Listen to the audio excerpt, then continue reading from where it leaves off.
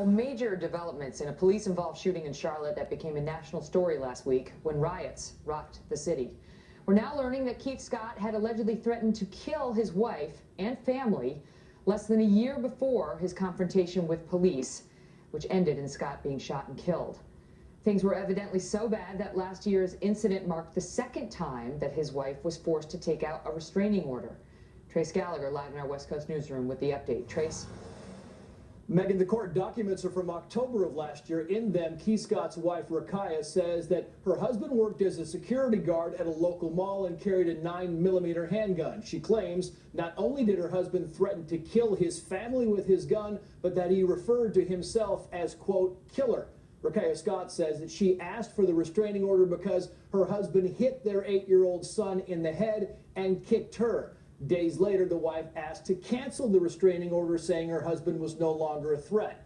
Rakaya Scott also claims her husband wasn't armed at the time he was shot and killed by police.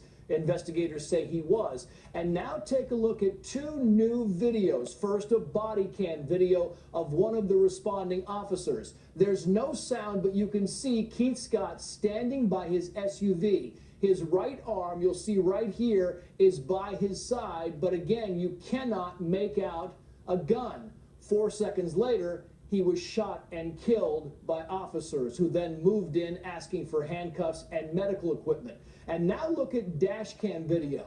You can see one officer behind a vehicle. You cannot see at least two other officers, including Brentley Vincent, who fired the shots. But you can hear them shouting for Keith Scott to drop the weapon. Scott then gets out of his SUV, hands by his side. Again, you can't make out a gun. You see as he walks backward, you hear the 4 shots. And then there's this picture. It was taken by a witness. It shows a gun near the feet of Keith Scott's body. And police say they found a weapon with Scott's fingerprints. Keith Scott, we should note, also had a criminal record, including a 2005 conviction for aggravated assault with a deadly weapon in Texas. He was sentenced to 7 years in prison.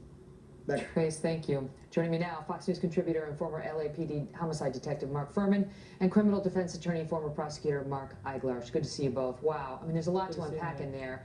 Mark Furman, let me start with you. You know, this guy threatened his wife, threatened his kid. She had to take out 2 restraining orders on him. He called himself killer. He was convicted for aggravated assault with a deadly weapon.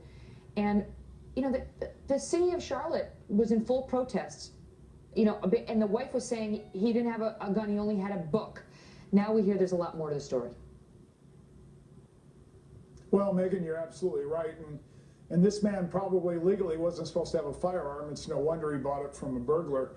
But now we know that the burglar that actually took that weapon from a home has told the police that he actually sold this weapon to the suspect in this case.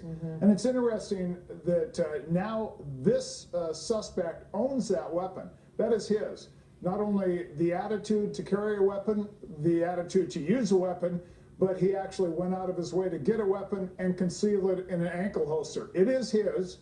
That was his. And the condition of that weapon, when they found it, it was cocked and the thumb safety was in the down position. That was ready to fire. It would be very interesting if that is a photo of the exact condition when the suspect fell. That's true. If that is the condition of the weapon it was in. And it was, we're told, loaded. Mark, on the other hand, you see that police video, Keith Scott's arms are at his sides. His hands appear to be down and his arms appear to be down when he gets shot. Some law enforcement say it doesn't matter. You get out, you don't listen to the cops, you get out of the car holding a gun, even if your arms are down, you're taking your life in your own hands. What say you? Well, all that's true, and Mark may be 100% That's right. from Mark Eigler, If I'm representing the family for just one moment, yeah. This is a unique scenario where a family member claims that she saw not a gun in his hand. Now, believability and accuracy are 2 different things, but she believes it. So the family eagerly waits the video, and, oh gosh, it doesn't show a gun in his hand. And so they're told by law enforcement, no, there was a gun. Here's a photo of it, but it doesn't appear in the video. If anyone out there ever lost a family member, they would want more. And in this case, the family just wants answers and greater transparency.